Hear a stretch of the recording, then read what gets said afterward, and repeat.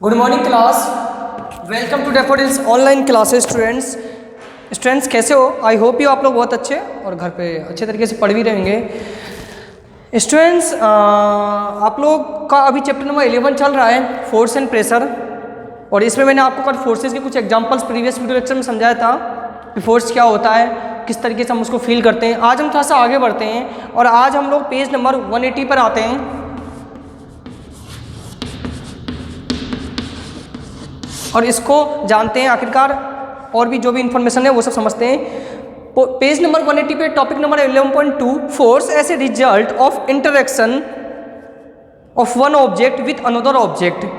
आखिरकार फोर्स कब होता है? जब एक ऑब्जेक्ट दूसरे ऑब्जेक्ट के कांटेक्ट में आता है तो फोर्स के बारे में फोर्स क्रिएट होता है। Force comes into play when at least two body are interacting. Force क्या है? फोर्स किसका परिणाम है? दो ऑब्जेक्ट आपस में जब क्रिया करते हैं उसी के कारण फोर्स क्रिएट होता है। Figure 11.2a so a boy standing behind a stationary car can move simply because of the physical presence of a boy. Obviously it will not move because there is no interaction between boy and the car.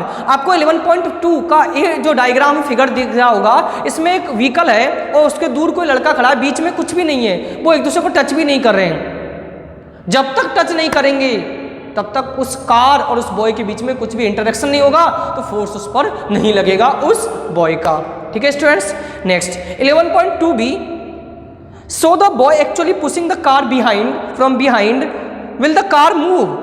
लेकिन जैसे ही 11.2 picture में देखते हैं वो लड़का उस car को push कर रहा है, कार मूव करता है। Most probably the car will be move in direction of the applied force, यानी कार जिस डायरेक्शन में हम फोर्स लगा रहे हैं उस डायरेक्शन में मूव करने लग जाता है। Why did the car move in this case? Obviously, the interaction of the boy with the car resulted in a force between the two objects. आखिरकार कार ने क्यों मूव किया?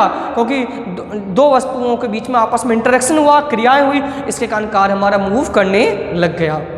नेक्स्ट पेज पे आते हैं 11.3 पे। So that two girls push each other. आपको 11.3a में दिख रहा होगा, दो गर्ल्स हैं, दो लड़कियां हैं जो एक दूसरे को खींच रही हैं। 11.3b में so that two girls pulling each other, और एक में दो लड़कियां एक दूसरे को धक्का दे रही है। So the man pulling the animals 11.3c and the animal pulling the man. तीसरे डायग्राम में जो एनिमल है उसको लड़का खींच रहा है और लड़का एनिमल को दोनों एक दूसरे को खींच रहे हैं। Consider the game tug of war. Tug of war 11.4 diagram आपको दिख रहा होगा, आपने गेम खेला भी होगा, रस्सी खींचने का गेम। दो टीम होती है, दो एक दूसरे की रस्सी जो होते हैं वो रॉप को खींचने का काम करती है।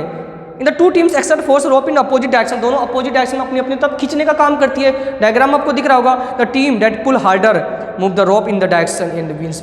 जो टीम ज़्यादा फोर्स लगाएगी, ज़्यादा पुल लगाएगी, ज़्यादा फोर्स से खींचेगी, वो जीत जाती है। The rope may not move in situation when the two teams pull it equal force. यदि दोनों ही टीमें बराबर फोर्स लगा रही है तो कोई भी टीम विन नहीं हो पाएगी।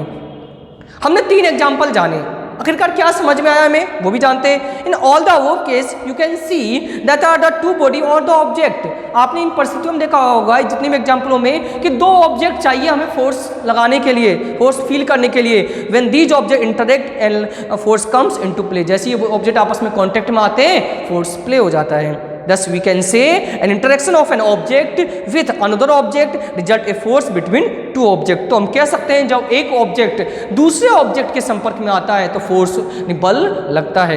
डेफिनेशन ऑफ फोर्स, परिभाषा पढ़ लेते हैं, अंडरलाइन करिएगा।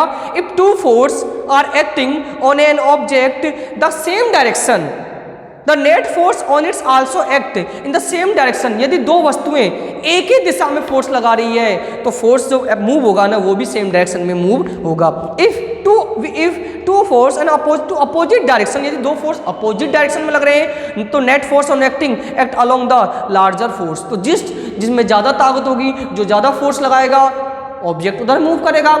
दो वस्तुएं एक दूसरे का अपोजिट डायरेक्शन में ताकत लगा रही हैं तो जो ज़्यादा ताकत लगा ऑब्जेक्ट उधर ही मूव करेगा, हम सभी जानते हैं। Thus the force be larger or smaller than other, the strength of force is expressed by the magnitude. Force को एक्सप्रेस करने के लिए, बल को बताने के लिए परिमाण से प्रदर्शित करते हैं. If the magnitude of applied force change, the force also, the effect also change. यदि मैग्नीट्यूड में चेंज होगा तो फोर्स के इफेक्ट में भी चेंजेस होगा. Now we'll study different force of effect of force. आइए अब हम नेक्स्ट टॉपिक पढ़ेंगे, फोर्स के इफेक्ट्सों के बारे में जानने की कोशिश करेंगे. सो स्टूडेंट्स, मैंने आज को आपको फोर्स के कुछ एग्जांपल्स और बताए, क्या फोर्स होता है, डेफिनेशंस बताई कि किस तरीके से हम फोर्स को फील करते हैं, फोर्स लगने के लिए क्या क्या कंडीशन रिक्वायरमेंट्स होनी चाहिए, वो सब चीज़ें मैंने आज आपको बताई. नेक्स्ट वीडियो लेक्चर में इफेक्ट्स ऑफ फोर्स के बारे में जानेंगे. सो स्टूडेंट्स, आप कंप्लीट वीडियो देखिएगा, अच्छी तरीके से समझिए. कोई भी प्रॉब्लम होती है तो कमेंट बॉक्स में आप कमेंट लिख सकते हो. So thank you students, thank you for watching this video and attend this session.